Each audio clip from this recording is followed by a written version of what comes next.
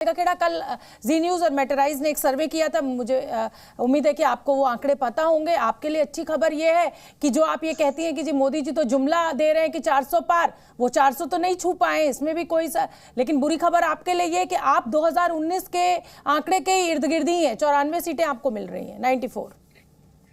पहले तो नमस्कार शोभा जी, बहुत समय बाद आपके साथ आज डिबेट कर रही हूँ, बहुत अच्छा लग रहा है आपके साथ डिबेट करके। पहले ही अब आते हैं कि सर्वे सड़कों पर है, सर्वे सड़कों पे है। जब हमारे किसान आंदोलन कर रहे हैं, उनके ऊपर ड्रोन से हमले किए जा रहे हैं, और पुलिस क्या करती है, सरकार क्या करती है, उनकी नाराजगी और उनसे बात करने की जगह अब उनके पासपोर्ट भी कैंसिल किए जा रहे हैं, आइडेंटिफाई किया जा रहा है। अभी कल ही की स्टेटमेंट है पुलिस की कि हम आइडेंटिफाई करेंगे कौन लोग हैं जो आंदोलन कर रहे हैं, उनके पासपोर्ट और वीजा आगे के भी जाने के कैंसिल करेंगे। सड़कों पे हमारे अग्निवीर लोग भी हैं जो अग्निवीर में जाना चाह रहे थे, उन्होंने प्रोटेस्ट किया। तो जवाब में सरकार ने क्या किया, उनसे बातचीत करने की जगह कहा कि जिन जिन की फोटो कैमरे में आएगी उनको नौकरी नहीं मिलेगी आज के बाद सरकारी। आंदोलन हमारी बेटियों ने भी किया, हमारी महिला पहलवानों ने, और किसके खिलाफ किया, भारतीय जनता पार्टी के एक सांसद जो आज भी संसद में बने हुए हैं, और एक और मंत्री जो संदीप आज भी मंत्री बने हुए हरियाणा में, लेकिन कुछ नहीं हुआ। बदले में लड़कियों को क्या मिला, लाठियां मिली। तो ये है असली सर्वे जो ग्राउंड पे है। ये पहली बार हुआ है हमारे देश के इतिहास में इतना बड़ा आंदोलन, जो किसान आंदोलन हुआ है कोरोना काल में, हमने देखा और अब फिर देखा 800 से अधिक किसान हमारे शहीद हो चुके हैं, लेकिन मोदी जी और मोदी सरकार के कान पे जूं तक नहीं रखे। तो ये नतीजे होंगे। असली सर्वे ग्राउंड पे ये है, जब आधे से ज्यादा लोग देश के आंदोलन ग्रस्त है। आपको लगता है कि ये सर्वे सही होंगे? सर्वे तो सड़क पे है, सर्वे वो है जिसकी आवाजें दबाई जा रही हैं, जो इस सरकार के खिलाफ जवाब देखिए, तरीका देखिए। अगर विपक्ष के नेता आवाज उठाएंगे तो उनके घर ईडी सीबीआई भेज दी जाएगी। अगर आम जनता आवाज उठाएगी तो उसको लाठियां मिलेगी, उसको बोला जाएगा तुम्हारा पासपोर्ट कैंसिल कर दिया जाएगा, तुम्हें नौकरी नहीं दी जाएगी। गजब की तानाशाही चल रही है। तानाशाही का सर्वे तो जी साफ है। और हाँ, आप एक और चीज देखिए, हमारे लोकतंत्र को किस तरीके से परेशान किया जा रहा है और लोकतंत्र का भद्दा मजाक उड़ाया जा रहा है। जैसे जैसे किसी और प्रदेश में कोई सरकार बनती है तो सीधा हमारी जनता को लाल आंख दिखाने का काम मोदी जी करते हैं। लाल आंख चाइना को दिखाने को कहा था, लेकिन जब भी प्रदेश में कोई और सरकार बन के आती है तो मोदी जी लाल आंख दिखाते हैं, वोटर को कहते हैं अच्छा तुमने यहाँ पे सरकार, जवाब ले लेती हूँ, अब हम वहां पे खरीद फरोख्त कर देंगे। ठीक है राधिका जी, जवाब ले लेती हूँ।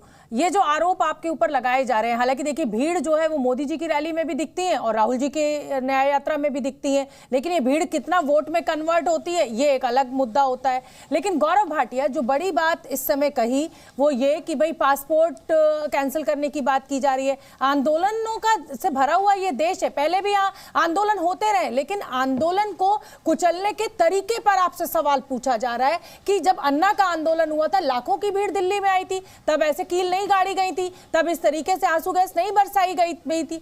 तो फिर क्या ये जो विपक्ष आपसे सवाल उठा रहा है, इसका क्या जवाब आप देना चाहेंगे?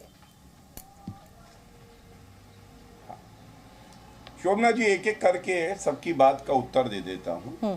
देखिए, कांग्रेस पार्टी की प्रवक्ता को आपने कहा आपके लिए खुशखबरी है, लेकिन आपने भी उनके साथ गेम कर दिया। घमंडिया की 94 सीटें हैं। घमंडिया, इंडिया अलायंस। घमंडिया कहा, आपको मेरे डिबेट का रूल पता है, इंडिया गठबंधन नाम है गौरव भाटिया। और आपको मेरा रूल पता है ना शोभना जी, जब तक मेरे प्रधानमंत्री जी के लिए जो अपशब्द कहे चौकीदार चोर है, राहुल गांधी कान पकड़ के माफी नहीं मांगते हैं, मैं घमंडिया ही बुलाऊंगा। ये मेरा रूल है। अभी इस डिबेट में तो नहीं बोला गया, इस डिबेट में तो नहीं बोला गया गौरव भाटिया। इस डिबेट में राधिका खेड़ा ने ऐसा कुछ नहीं बोला है। ये तो इस डिबेट की बात हो रही है ना। आप चुनावी रैली में जो जवाब जिसको देना हो दीजिए ना। चलिए अपनी बात कहिए सर, अपनी बात। देखिए शोभना जी, आपको ये लगता है कि हम लोग कंपार्टमेंट में जीते हैं? जी न्यूज की डिबेट पे आऊंगा, सारी बातें जो अपमानित करने के लिए प्रधानमंत्री जी के लिए कहीं है भूल जाऊंगा। मैं नहीं कर पाऊंगा, देश का नागरिक भी नहीं कर पाएगा। हर कोई अपने अपने तरीके से चोट पहुंचाता है। कोई वोट की चोट होती है, कुछ शब्दों की चोट होती है। फिलहाल मैं अब उत्तर देता हूं, आप सुनिएगा।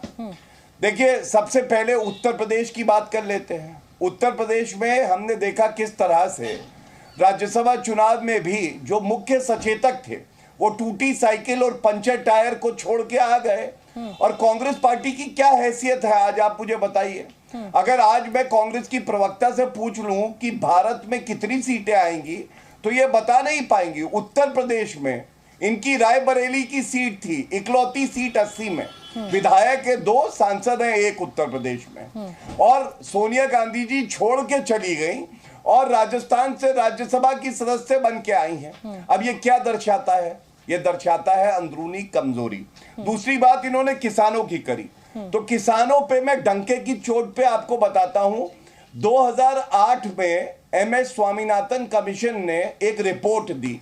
उन्होंने कहा MSP को 1.5 गुना कर दो। 6 साल तक ठंडे बस्ते में डाले रहे ये। 1.5 गुना किसने किया? नरेंद्र मोदी जी ने। और स्वर्गीय MS स्वामीनाथन जी, जिनको हमने भारत रत्न से नवाजा है, उनका अपना लेख है प्रधानमंत्री नरेंद्र मोदी जी की तारीफ करते हुए। किसानों पे वो बोल रहे हैं यूपीए के 10 साल में 1,80,000 किसानों ने आत्महत्या करी। समाजवादी पार्टी के आजम खान ने किसानों की जमीन हड़प ली। अब आप मुझे बताइए, ये प्रधानमंत्री किसान सम्मान निधि में 2,90,000 करोड़ रुपए 10 करोड़ से ज्यादा किसानों के खाते में सीधे गए हैं। वो लोग किसके साथ खड़े होंगे? अरे खाते में गए, उसके साथ-साथ रबर बुलेट भी तो आप दे रहे हैं इन बोनस की तरह।